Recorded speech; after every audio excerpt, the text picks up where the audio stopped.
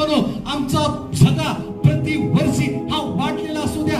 आज देवाच्या लोकांनो, आम्ही वचन सांगणारे आहोत. आज आम्ही आत्म जिंकतो, तर पुढच्या वर्षी आमच्या जवळ एक मंडळी असली पाहिजे.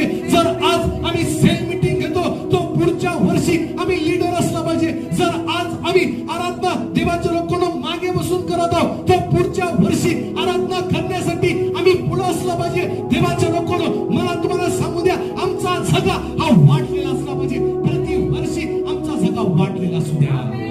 आमेन. Praise the lord. एक साधारण विश्वास तर म्हणून तुम्ही जीवन जगू नका.